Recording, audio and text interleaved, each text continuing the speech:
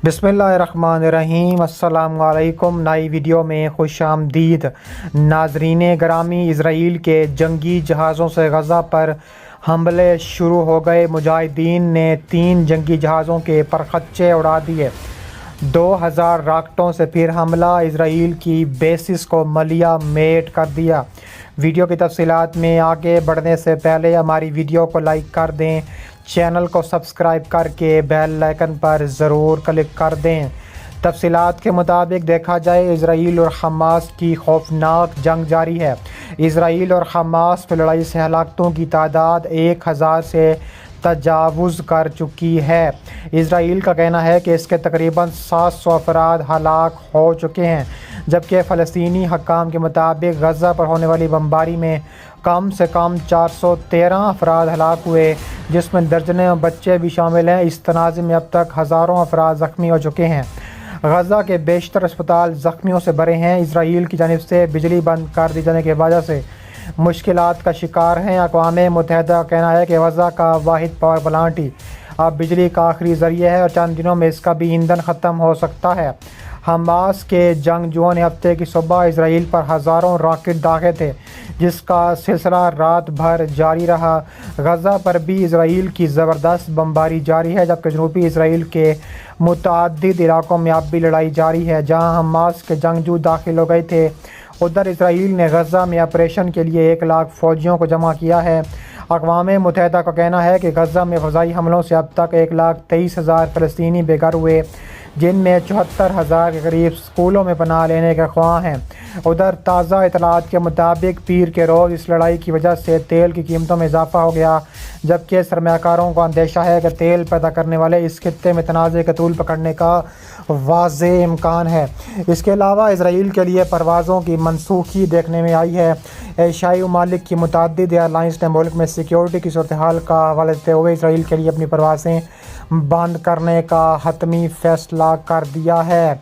इसके अलावा कहा जा रहा है कि अमेरिका ने इसराइल की हमायत का ऐलान करते हुए अपने त्यारा बरदार जहाज़ USS जेराल्ड फोर्ड को इसराइल के करीब ले जाने का ऐलान किया और खित्ते में मज़ीद जंगी त्यारे भेजने का फ़ैसला किया है। सदर जो बाइडन ने तुल अबीब के लिए वाशिंगटन की चट्टान की तरह ठोस हमायत का वादा किया। अमेरिकी वज़ीर दिफ़ा लॉयड ऑस्टिन ने अपने एक बयान में इस बात की तस्दीक की है कि अमेरिका इसराइल को जंगी साजो सामान फराहम करने के साथ ही मशरिक़ वस्ती में अमेरिकी अफ़वाज की तादाद में इजाफ़ा करेगा। ऑस्टिन के बयान में वाज़ेह कहा गया है कि अमेरिकी हुकूमत तेज़ी से इजरायली दिफाई फ़ौज को इजाफ़ी साजो सामान मुहैया करने के साथ ही गोला बारी भी फराहम करेगी। वाइट हाउस में कौमी सलामती कौंसिल के तर्जुमान के मुताबिक इसराइल पर हमास के हमले के आगाज़ से अब तक कई अमेरिकी शहरी हलाक हो चुके हैं। तर्जुमान ने कहा है कि हम मुतअद्दिद अमेरिकी शहरियों की हलाकत की तस्दीक कर सकते हैं। इसके अलावा बरतानवी वज़ीर-ए-आज़म ऋषि सुनक ने भी इजरायली वज़ीर-ए-आज़म बेंजामिन नेतन्याहू की मुस्तकिल हमायत का वादा किया और कहा है कि हम हर मुमकिन मदद करेंगे और दहशतगर्दी कामयाब नहीं होने देंगे। अक़वाम मुत्तहिदा में इसराइल के सफ़ीर ने इतवार के रोज़ कहा कि गज़ा में इसराइलियों पर हमले जंगी जराइम हैं। अक़वाम मुत्तहिदा की सलामती कौंसिल के इजलास से कबल अक़वाम मुत्तहिदा में सहाफ़ियों से बात करते हुए इसराइली एलची गिलाद अरदान ने यह भी कहा है कि अब वक्त आ गया है कि हमास के फ़ौजी ढांचे को मिटा दिया जाए। उन्होंने कहा है कि इन वहशियों के साथ इस्तदलाल का दौर ख़त्म हो गया। अब वक्त आ गया है कि हमास के दहशतगर्दी के बुनियादी ढांचे को ख़त्म कर दिया जाए, इसे मुकम्मल तौर पर मिटा दिया जाए ताकि इस तरह की होलनाकी कभी दोबारा ना हो। हमास के हफ्ते के आखिर में इजरायली कब्ज़ों पर हमला किया गया, सैकड़ों अफराद को हलाक और दर्जनों को अगवा कर लिया गया है।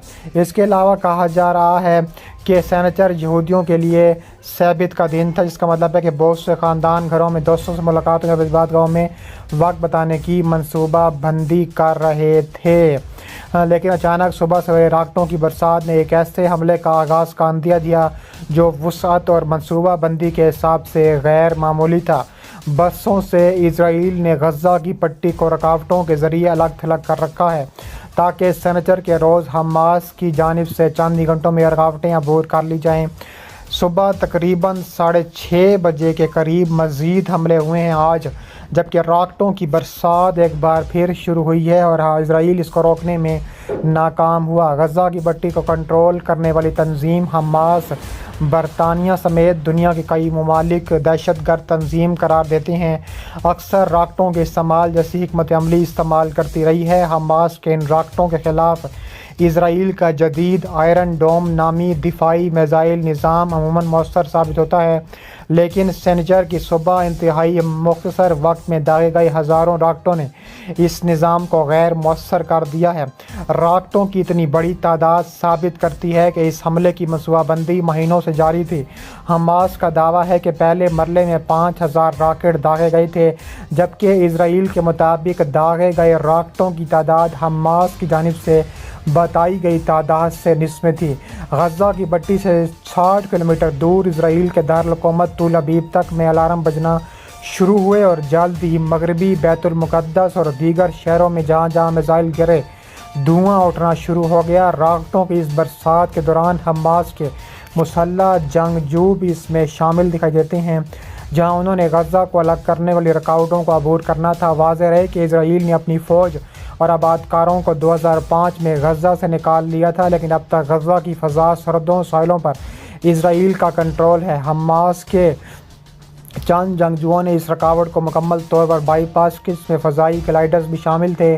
اسرائیل کا کہنا ہے کہ اس کی جانب سے حماس کی 2 کشتیوں کو اسرائیل میں داخل ہونے سے روکا گیا تھا، لیکن اس حملے کی خصوصیت کراسنگ پوائنٹس پر متعدد منظم حملے تھے۔